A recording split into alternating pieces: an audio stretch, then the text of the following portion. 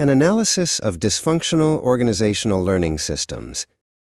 The paradox of organizational ineffectiveness. The greatest threat to modern organizations is not market disruption, but a self-perpetuating internal system of dysfunction that renders them incapable of learning. The core paradox is how organizations, staffed by intelligent individuals, collectively fail to correct fundamental errors, allowing strategic missteps to persist and become entrenched.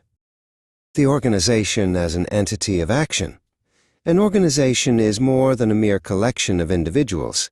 It is an entity with its own theories of action, a set of norms, strategies, and assumptions that guide collective behavior. These theories dictate how problems are framed and errors are addressed, often prioritizing unilateral control and self-protection over the genuine inquiry necessary for adaptation. Foundations of theories of action. For accurate diagnosis, a critical distinction exists between the espoused theory, what the organization says and officially believes, and the theory in use, what the organization actually does in practice. These two are frequently inconsistent, and the organization may be completely unaware of the incompatibility between its stated values and its actual, observable actions. Single-loop learning. Organizational learning is the process of detecting and correcting errors in the theory in use.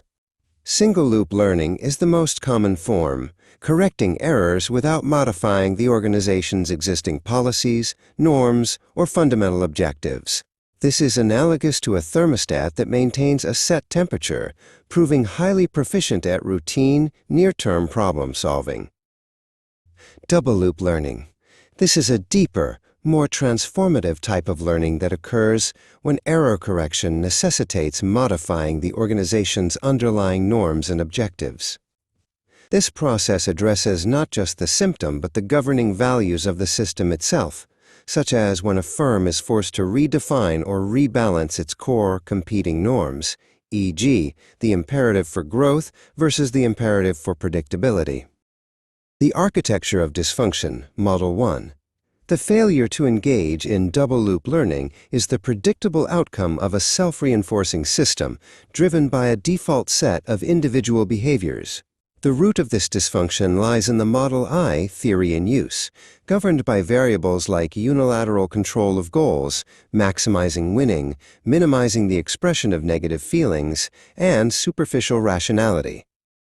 Model I strategies.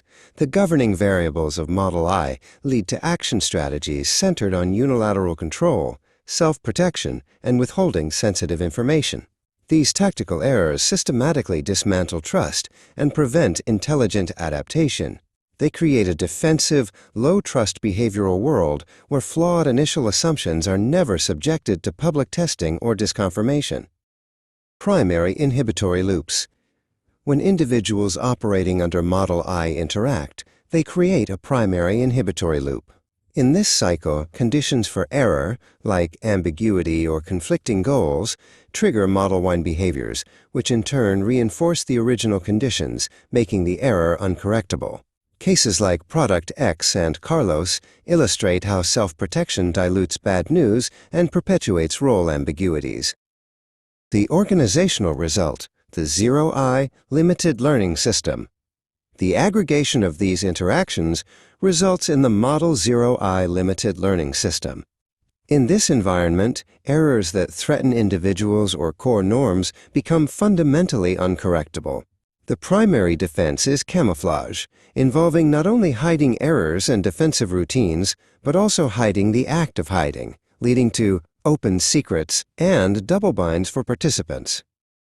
The Model 2 alternative for effective learning, overcoming the defensive routines of the Model Zero-I system, requires an alternative framework built on the Model 2 theory in use. This model is founded on three governing variables: valid information, free and informed choice, and internal commitment. Its core strategy is to couple advocacy with genuine inquiry. Here is my view. What holes do you see in my reasoning? The Model Zero-I organizational framework, a Model Zero-I learning system, is an organization built on Model 2 interactions. It facilitates good dialectic, organizational inquiry that resolves incompatible norms by setting new priorities and structures. The new scenario for Carlos demonstrates this by jointly diagnosing hidden assumptions and committing to testing a new, explicit decision-making process, thus serving as the engine of double-loop learning. Conclusion and the challenge of deutero learning. Organizational dysfunction is systemic, and resolving it requires deutero learning, literally, learning how to learn. The final challenge is that the Model 0I system is, by definition, incapable of the open inquiry required to transform itself. Therefore, breaking the cycle cannot happen through normal processes. It demands a deliberate and skillful intervention in day-to-day interactions. The choice is not between comfort and change. It is a choice between learning and inevitable obsolescence.